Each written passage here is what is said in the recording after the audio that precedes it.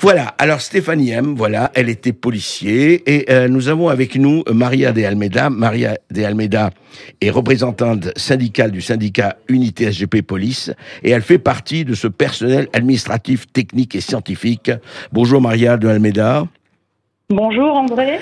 Alors, Maria de Almeida, on voudrait d'ailleurs que vous nous expliquiez, en fait, c'est ça, nous, quand on parle de la police, on parle toujours de la police armée, la police qui est sur le terrain, la police, qui subit les tirs de mortier, etc., etc. On parle de tous ces incidents qui deviennent quotidiens. Mais il y a tout un corps de police, effectivement, dont on parle moins et qui n'en existe pas moins et qui est essentiel. C'est ce personnel administratif, technique et scientifique dont vous faites partie et dont faisait partie Stéphanie M. C'est bien ça?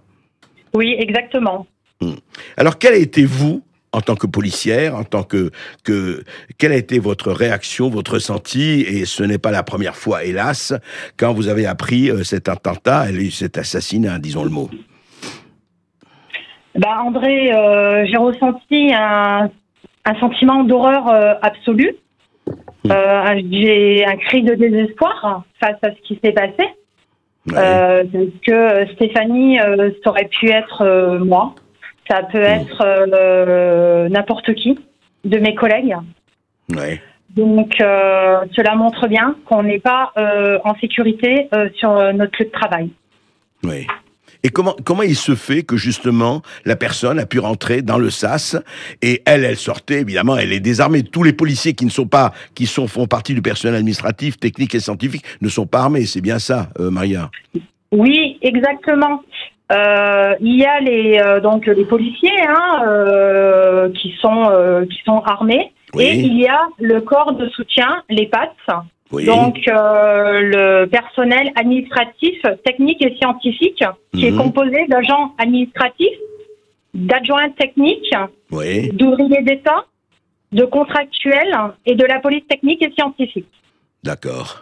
Et eux, ceux-là, tous ne sont pas armés. Enfin, ils n'ont pas ils n'ont pas pris des cours de défense, etc. Enfin, de maniement d'armes, etc. Ou pas? Non, effectivement, on n'est pas formé à ça. Il y a juste une petite subtilité pour les PTS, donc pour les techniques et scientifiques, mais effectivement, on n'est pas un corps armé. Du moins, on n'est pas... Les PATS ne sont pas armés. Et donc, vous avez eu ce sentiment d'être tous cibles, quoi, cibles potentielles. Qui que ce soit que vous soyez, enfin, à partir du moment où vous appartenez à ce corps de la police, enfin, à la police, vous êtes des cibles. C'est ça? Oui, exactement, André, parce que si tu veux, du moins les terroristes ou les civils ne font pas la différence entre un PAT et un policier. Pour eux, on travaille dans un commissariat, dans un service du ministère de l'Intérieur, donc pour eux, on est des policiers. Et en fait, ils ne font aucune différence. Bien sûr. Mais alors, pourquoi? Alors, on devrait comprendre d'abord comment ça fonctionne les SAS, comment ça fonctionne les commissariats, le lieu, là, on parle, le lieu. Il est sécurisé comment? En fait, on a l'impression que, parce qu'il est rentré dans le SAS, cette personne, il est rentré et il a pu, puisque c'est presque à l'intérieur du commissariat, oui, que ça s'est passé, cet égorgement. Comment se fait-il qu'on puisse pas rentrer, je veux dire, comme dans un moulin, mais presque? Alors déjà d'une, il faut savoir qu'il n'y a pas de détecteur de métaux. C'est pas comme au tribunal, par exemple. Quand on rentre dans un tribunal, il y a un détecteur de métaux. Oui. Après, vous êtes accueilli par un fonctionnaire de police qui vous demande de déposer ses affaires et vos affaires passent dans un tunnel pour voir effectivement s'il n'y a pas d'armes ou autre chose. Oui. Et juste après ce moment-là, ce contrôle, il vous invite à vous diriger vers le personnel administratif qui est à l'accueil, qui est là pour renseigner les personnes qui viennent, prendre des renseignements ou une audience ou autre. Nous, on n'a pas ça dans les commissariats. Il n'y a pas ça du tout? Il n'y a pas ça du tout. Il y a un véritable problème au niveau de la sécurisation des commissariats. comment il se fait que, parce qu'on sait très bien que les situations étant ce qu'elle est, c'est-à-dire qu'en fait, si je comprends bien, moi j'arrive, mettons, avec une arme dans un commissariat, le temps qu'on le détecte, il faut vraiment que je passe dans le commissariat après le SAS, c'est ça, c'est là où on saura si j'ai une arme ou pas. Alors, si tu as une arme dissimulée, automatiquement, on ne le verra pas. Et tu arriveras à rentrer dans le commissariat et passer à l'acte. Il n'y a rien à l'heure actuelle dans les commissariats en France qui permette de détecter une personne qui rentre avec un couteau et une arme. Ah oui, ça c'est assez... Ça c'est dramatique. Hein. C'est pour le moins étonnant, effectivement, enfin que rien n'était fait là-dessus. Et enfin, et en tant que Maria de Almeida, en tant que vous êtes syndicaliste, vous êtes policière, vous êtes mère de famille, vous êtes citoyenne française. D'abord, en tant que vous ressentez ça comment? Enfin, c'était parce que rappelons-nous la préfecture de police à Paris. Vous vous rappelez de ce Michael Harpon qui a tué 4 personnes au sein même de la préfecture de police de Paris, au sein de la forteresse. Du centre de Paris. Comment vous ressentez ça, vous, vos collègues, enfin? Eh ben, c'est un sentiment d'horreur, de colère, de sidération, même d'incompréhension, quoi. Parce que on a pleinement conscience qu'on est en danger et qu'on est même en danger sur notre lieu de travail. Et ce danger est permanent parce que quand on va au travail, on est en danger. Quand on sort du travail, on est en danger. Moi, je me vois parfois quitter du travail, regarder dans mon rétro, voir si je suis pas suivie. Voilà. Je demande à mes enfants de mentir sur ma profession.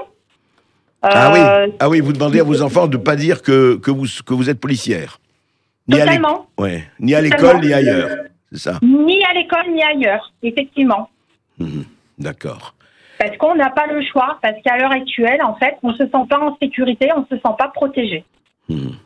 Et vous estimez alors que comment faire pour améliorer les choses? Alors comment faire pour changer en tout cas qu'il y ait je dirais pas, le risque zéro n'existe pas, mais qu'il y ait un minimum de sécurité, que ce soit dans les commissariats, dans les villes ou ailleurs. Qu'est-ce qu'il faudrait faire urgemment à votre avis?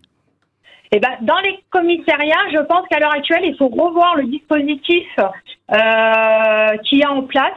Il faudrait qu'il y ait des collègues dans tous les commissariats en tenue et que ce soit eux, en fait, le premier filtre. Et dans un second temps, effectivement, que le visiteur soit renvoyé à la personnel administrative pour qu'elle puisse le renseigner. C'est tout un ensemble, c'est tout un système qu'il faut revoir et qu'il faut mettre en place. Il faut mettre des agents de sécurité qui vont sécuriser les lieux, des spécialistes et qu'on mette aussi les moyens parce qu'il y a une réalité, il y a un problème financier et qu'il faut prendre en compte aussi. Il faut qu'on donne les moyens de faire les travaux et que les travaux soient faits dans les normes et correctement. Ce qui n'est pas le cas aujourd'hui. Ce qui n'est pas le cas aujourd'hui. En fait, ce que vous dites, c'est que, mais elle, Stéphanie M, elle sortait, je suppose, je sais pas, il était midi, elle sortait peut-être pour aller déjeuner, je ne sais pas, enfin, on n'est pas allé jusque là, mais elle est arrivée, en fait, ce qui est incroyable, c'est que elle a été plaquée, égorgée, etc., sur son lieu de travail, je répète, comme les 4 policiers de la préfecture de police de Paris, et puis d'autres.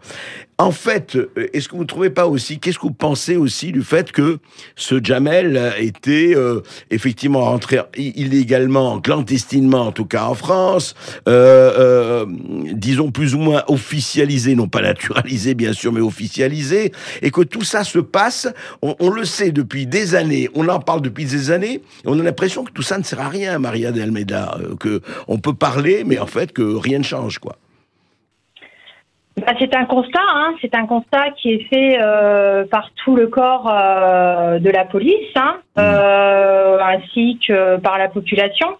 Effectivement, là, c'est du moins, on est tous touchés par ça et on entend beaucoup parler nos élus et dire qu'ils vont faire changer les choses. Et on voit bien que rien ne change, alors que les policiers dénoncent le manque de moyens, le manque de collègues sur le terrain. Ils dénoncent depuis des années comme quoi on les entend pas dans leurs difficultés, et on le voit bien à travers l'actualité. Ce sont les premières cibles du quotidien. Oui, c'est ça. Et qu'en fait, ils ont beau dire, ça ne s'entend pas, et c'est ça qui est tout à fait. À chaque fois, on a la même réaction et à chaque fois, on entend les mêmes choses. Et à votre avis, là, il y a vraiment un ras-le-bol. Enfin, ça suffit comme ça de la part de vos collègues? Mais bien sûr que mes collègues en ont ras-le-bol, parce que eux, ce qu'ils demandent, c'est juste de pouvoir faire leur travail dans de bonnes conditions. Ils demandent qu'on leur donne les moyens, et ils demandent à être soutenus par nos élus et par la justice. C'est ça. Et ne plus être délaissés comme ils le sont, à la réalité du quotidien.